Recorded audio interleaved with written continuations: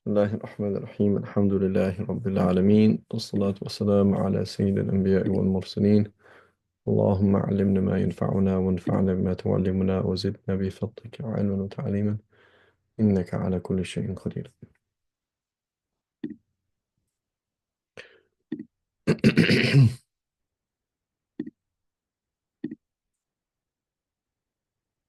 Okay, so we just want to talk about inheritance just very briefly. Well, not too briefly, really.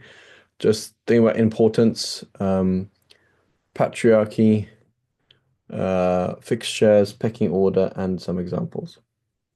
So again, as we mentioned before, this class is more kind of concept than actual fiqh. I mean, you study fiqh, you study in a fiqh book. So this is kind of like just kind of expanded explanation of certain verses, etc. So just think though, a side point really on an importance of inheritance. Obviously, all knowledge is important, and anything that applies to one on a daily basis is very important. Um, but the Salaf, they stressed inheritance laws quite a lot, and it's one of these things that in the Quran is spelled out very clearly, right? So Allah subhanahu wa ta'ala makes certain things um, important but not so clear, and makes other things important and very crystal clear. And so there's very, very little debate on issues of inheritance. So a lot of it is fairly universal. So Sayyidina Umar, he said, learn inheritance laws, Arabic grammar, and examples of those before you. Sunan. Sunan can mean the examples of those before you, can also mean the hadith and fatawa to do with halal and haram. Um, just as you learn the Quran, right? And so it's pretty important thing. And one of the Salaf, Ibn Jurayj, he went to Ata ibn Rabah, and Ata ibn Rabah was with Ibn Umayr. So Ata ibn Rabah, the student of Ibn Abbas. So he came and he said, I want to study. So he asked him, he said, have you memorized the Quran with tajweed? And he said, no. He said, go and do it. So then he came back and he said, have you learnt the rules of inheritance? He's like, no. He said, go back. He said, learn the inheritance and then go and seek knowledge. So then thereafter, he said, I spent 17 years with Ata, you know. And when you say seeking knowledge, knowledge is, it's very, very important that you prioritize things, right? That you prioritize things in knowledge, because you can just go on forever, right? A sea of knowledge.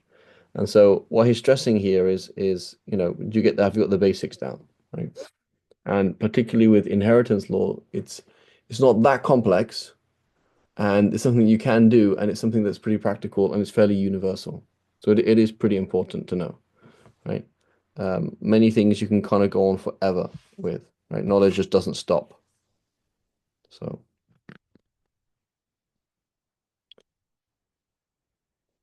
the second point then is patriarchy. So as we mentioned in the class on marriage, men are الرجال قوامون على النساء. Men are caretakers of women, as men have been provisioned by Allah over women and tasked with supporting them financially. So because of this, there is because of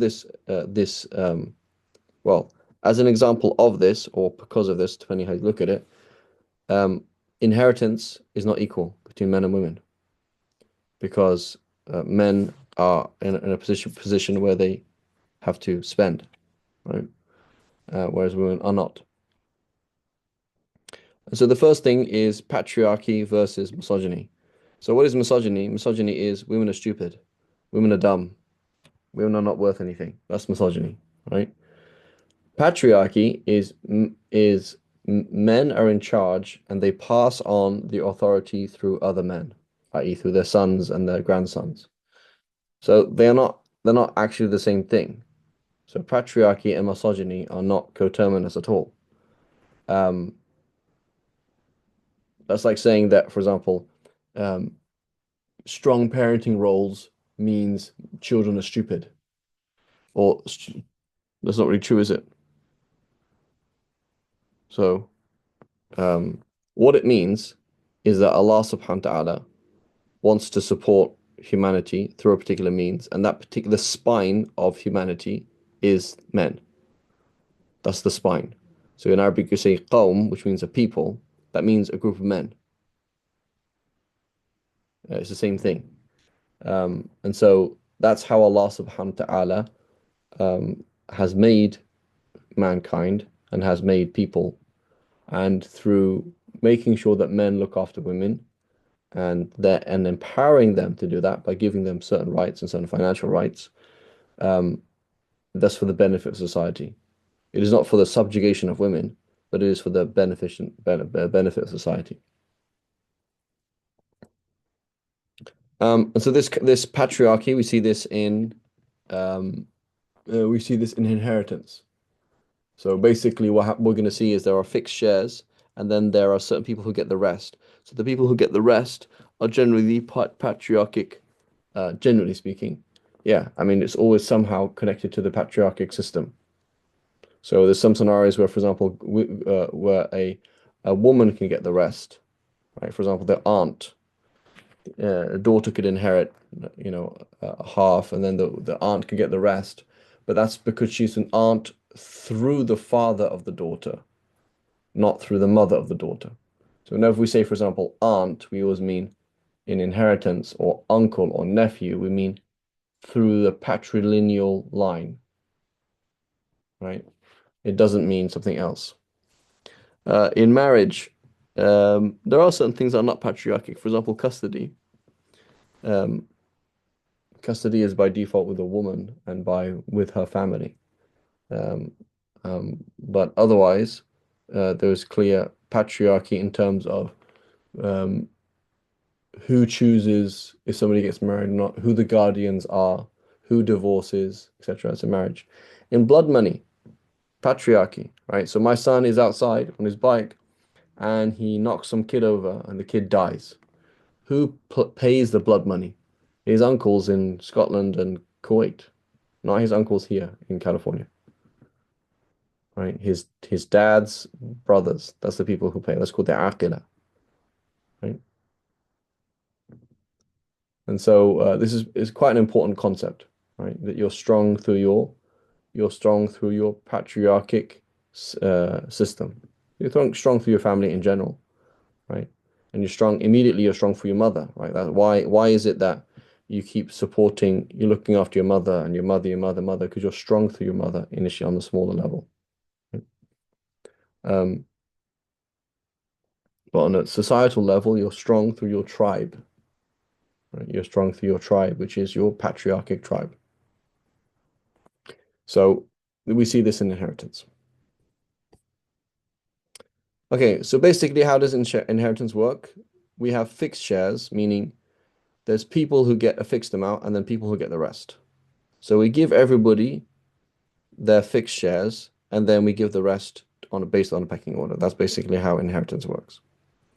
So people who get the fixed shares are the father, mother, wife, daughter, sister. So Allah subhanahu wa ta'ala, and there's others as well we're going to see in a second. So Allah subhanahu wa ta'ala says, Allah commands you regarding your children. The share of a male will be twice that of a female, right? So somebody dies. These are people who get the rest. So your children get the rest in a patriarchic pecking order, and but because it's patriarchic, the males will get twice that of the females. So if there's 10 kids, 4 girls and 6 boys, you're going to divide it in uh, by 16, right? So the 6 boys will count as 12 boys because each boy will get twice a portion, and then so you put them together like that. So if you leave only 2 or more females, then their share is 2/3 of the estate.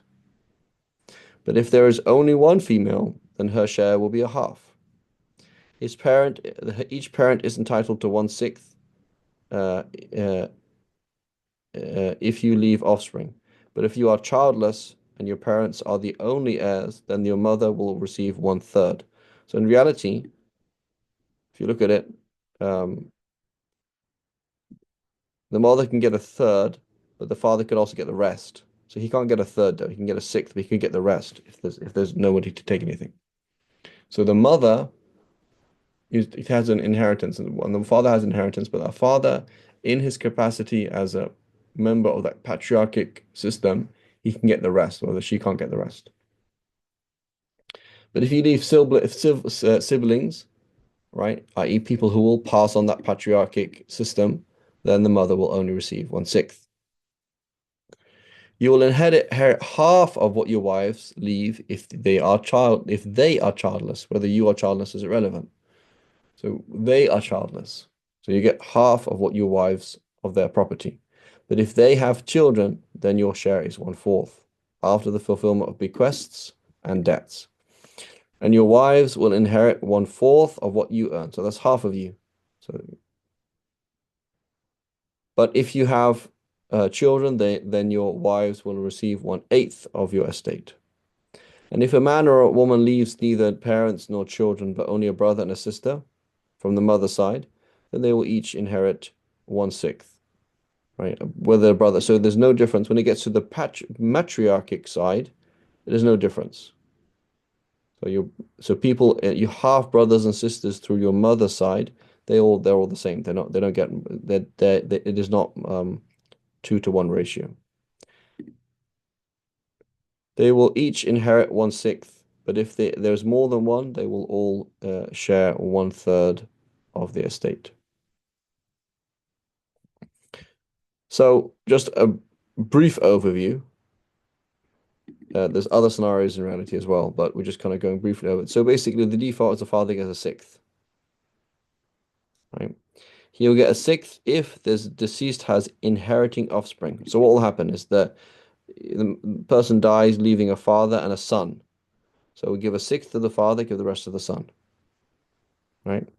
Or if there's no inheriting offspring, then the father will get a sixth and the rest, right? So there's a difference between the sixth and a sixth and the rest. What does that mean? That means we're going to divide up. He's going to have a fixed share, which is a sixth. Give something else to somebody else. Give something else to somebody else, etc. And then give the rest to him.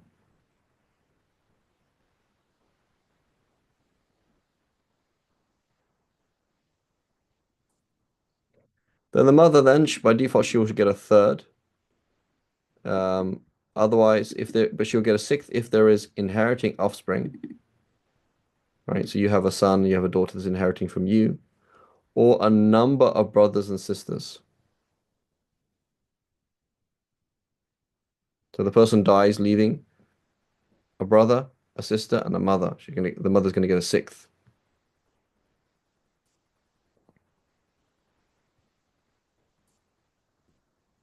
We didn't do the daughter. Where's the daughter? Where's the husband?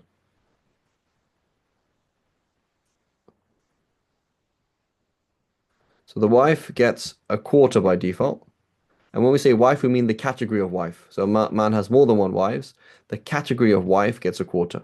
So if there's 3 wives, they're going to get a twelfth each. And 1/8 if the deceased has inheriting offspring. Right? I think I deleted the slide accidentally. The husband then gets half and gets a quarter if the deceased has inheriting offspring. The daughter, if it's one daughter and no sons, then she will get a half of the inheritance. So the daughter gets more than the wife, right? The daughter gets more than the wife. So does the son get more than the father? So does the son get more than the husband? Right? So 1/2 if there's one daughter, 2/2 if there's multiple daughters. So 2 or 3 or 8 daughters, they're going to get that 2/3. They're going to be given to them. Now, if the daughters are there along with the sons, okay, then they're going to get the rest. They're not going to get a fixed share. They're going to get the rest with their brothers, right? And it's going to be in a 1 to 2 ratio. So each daughter will get half of what each son would get. Sister, she gets half if there's only one sister. So your sister gets more than your husband or more than your wife. 2/3 if there's multiple sisters, and the same thing if you pass away, leaving brothers and sisters.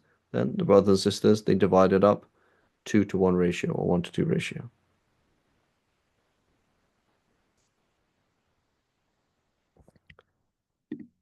Is it making sense?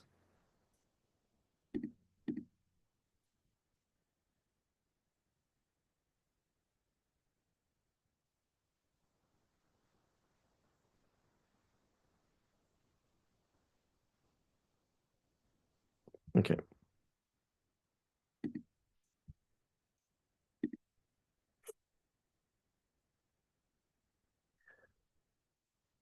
Now, half brothers and sisters through one's mother. So this is one group. Your maternal brothers and sisters, meaning brothers and sisters that are just through your mother. How does it work? They get a sixth if there's one and no inheriting offspring,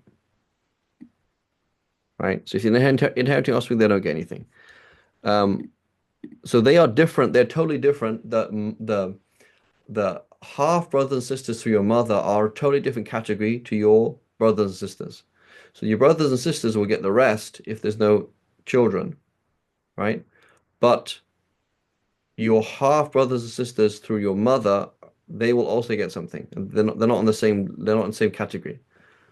Okay, so they get a sixth if there's one and no inheriting offspring, and a third if there's two or more, not two of more, but two or more and no inheriting offspring. So you have through your father, there's no siblings, or there are siblings, but through your mother, you have um, three half brothers and sisters. Then those half brothers and sisters are going to get the remaining third, and it's just distributed equally between them. So that is basically the fixed shares. And then we have the pecking order. So now we've given everybody the fixed shares, and again, it's a bit more detailed than that, but we just left it like that. Then we have a pecking order. So these people, they get whatever is left based on that pecking order. They might not have anything left. In the scenarios where, for example, uh, the the the brother will pull the sister in getting the rest, and there's nothing left. So she would have got something, but because of her brother, she actually gets nothing because she's now in the category of getting the rest. So first of all, it is sons, right? Even if they're young, it doesn't matter. Right? So the it goes down and then up to the father, right? Then we have a problem with the brothers and grandparents. So if you look at a brother and a grandparent, the way that you connect to your brother is through your father. The way you connect to your grandfather is through your father. So both of them are the same distance from you, right? Both of them are the same distance from you. So the Sahaba, they disagreed on this issue, right? Again, it's not really in the Quran specifically, so not talking about it. But there's the madhab of Abdullah Mas'ud, which is that the grandfather is like the father. Um, and then we have um, the madhab of Zayd ibn Thabit, which is kind of adopted by Imam Shafi and Imam Malik, which is that no, they are on the same level. So there's a complex way of dealing with it with the brothers and grandparents. So there's a grandfather and a father. Exactly how it works out is somewhat complex, but because they're on the same level. Then we have paternal brothers, they're also on that level. So a maternal brother is not in that pecking order. A maternal brother never gets the rest. But in the absence of a brother, then there's paternal brothers, I half brothers through your father. And then we go into nephews. And again, when we say nephews, we mean the sons of your paternal uncles. And then we mean uncles, meaning paternal uncles. And then we say something quite interesting, which is the al-Mawla al-Mu'tiq, which is the emancipator. So the person who set you free, right? We've spoken about this in other classes, that slavery in Islam is very different to slavery as it was practiced in the Americas. Slavery means that that person is part of your family. There is you're called a mola. Mola is from the word waliya yali, to be close. So this person owned you and now has set you free. And you don't have a father to inherit from you, or a son, or anybody else, then who it inherits from you at the bottom of that list is your emancipator, right? Your emancipator. And this could even be a female, right?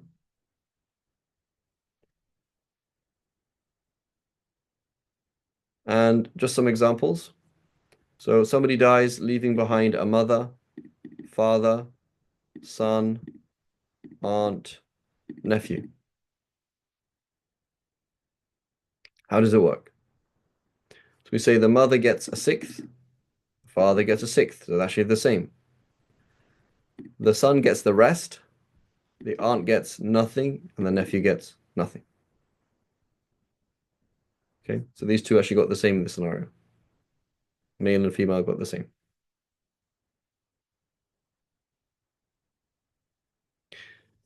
Wife, sister, and daughter. How does this work? The wife gets her eighth because you have inheriting offspring.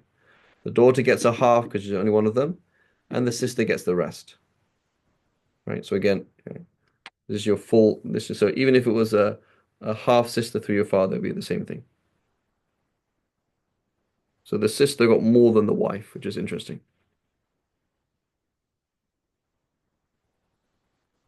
Right. And also, a thing if in the West or in modern Muslim cultures, this issue with the wife is a bit problematic because many Muslims are like, what's going to happen when I die? How am I going to look after my wife when I die? Because in their mind, their wife is not going to get remarried, right? What's going to happen to me? So in the inheritance, does not give that much money to the wife, right? He got an eighth. The daughter got so I mean, why is that the case? Because so the Quranic paradigm, as we spelt out on Sunday, is that women should get remarried. There is fluidity. There is not death. It's not you got married and you died. It's not like that. Rather, you got married and then you got divorced and you got remarried and you got divorced and you got remarried and then your husband died and you got remarried and then your other husband died and then you got remarried. Right? This is the paradigm. Right? Men statistically do not outlive women. Right? And so there's a paradigm that women are married more than once, as opposed to, oh my God, what's going to happen? So the Western paradigm and the paradigm in many Muslim countries cultures today is no, like, you know, I need to buy a house for my wife. My boys are going to be okay. My daughters are going to get married. My boys are going to be okay. But what's going to happen to my wife? I need to look after her, right? Like a life insurance for her. Whereas the Quranic paradigm is no, she should be remarried. Her iddah finishes and she gets remarried. It is haram to divorce her in her on her period because that would extend her iddah, i.e., by a few weeks, right? And so she has a right, and it's expected that she's going to get remarried. Right? So all of these things are tied together. I remember one sheikh talking about some of these things once. He said, you know, somebody criticizes something in the deen. He says, yeah, because you're taking one half of the deen, not applying the other half, right? You're applying one half of the deen and not the other half. But it's one, it's the deen is one whole package. Husband, two daughters, and three sons. So the husband gets a quarter, not a half, because there is. So when you say sons and daughters, we're saying that these are the sons and daughters of the woman that died, right? Not his sons and daughters. So we're also talking about in respect to the person who died. So two daughters. So each of them, they get an eighth of the three quarters. So the husband died, we gave him his fixed shared, and the offspring, they got the rest. So they got their three quarters. Of that three quarters, we're going to give a quarter each to the sons and an eighth each to the daughters. How did I do that? Because we had three twos plus one two plus three twos plus one plus two ones, right? Because it's a 1 to 2 ratio. So the daughters, they get one each, so that's 1, 2, and then 3, 4, 5, 6, 7, 8. So the fraction is an eighth. Okay? So therefore we gave an eighth to each of the daughters of that remaining three quarters. And then 2/8 to each son. 2/8 is a quarter of that, right? So it's going to be a quarter, uh, 30 seconds, right? And 3/16, right? So any questions or queries?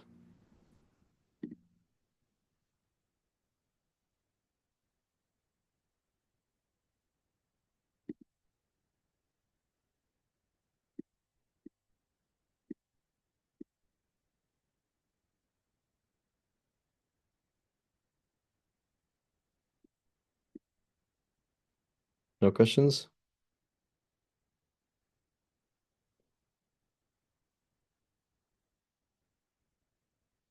So we did a whole class. I think it was 4 or 5 lessons in Matan Abu Shuja' on inheritance, and we went through lots of different examples. Um, but that's just an overview of the basic picture, inshallah ta'ala.